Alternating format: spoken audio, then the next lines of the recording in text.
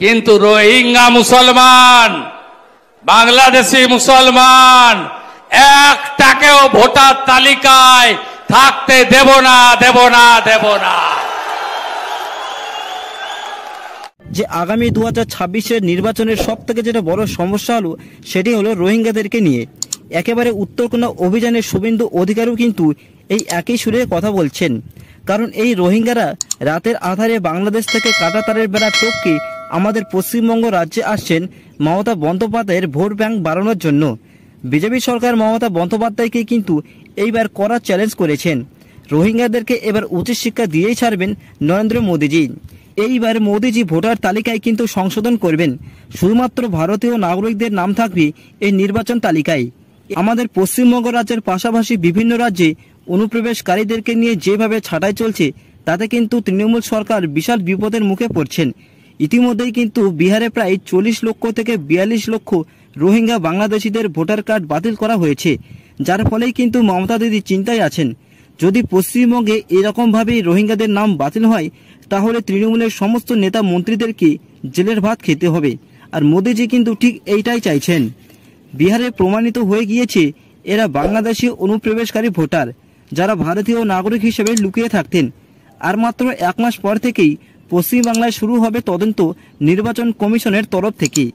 এর ফলে মমতা বন্দ্যোপাধ্যায় সিঁদুরের মেঘ দেখছেন।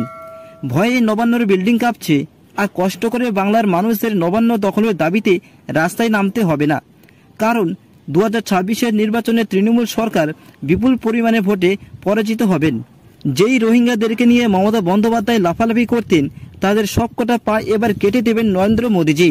মমতা বন্দ্যোপাধ্যায়ের গ্রহ নক্ষত্র যেন ঠিকঠাক কাজ করছে না, বৃহস্পতি কোথাও যেন একটা তুঙ্গে আছেন।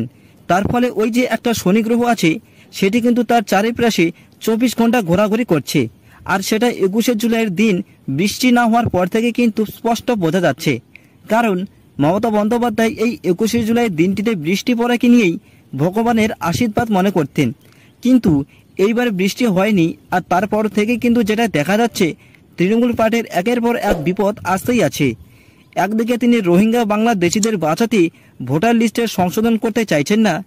মমতা বন্দ্যোপাধ্যায় যখন বাঙালি আবেগের সুরসুরির মাধ্যমে মমতা বন্দ্যোপাধ্যায়ের যে ধরাবান্ধা ভোট ব্যাংক, সেই ভোট ব্যাংকের মধ্যেই কিন্তু ইতিমধ্যেই ফাটল সৃষ্টি হয়েছে।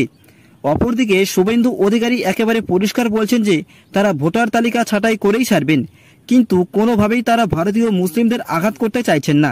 তিনি বলছেন যারা ভারতীয় নাগরিক নয়, বাংলাদেশি রোহিঙ্গা মুসলিম, তাদের উপরে অ্যাকশন নেওয়া হবে।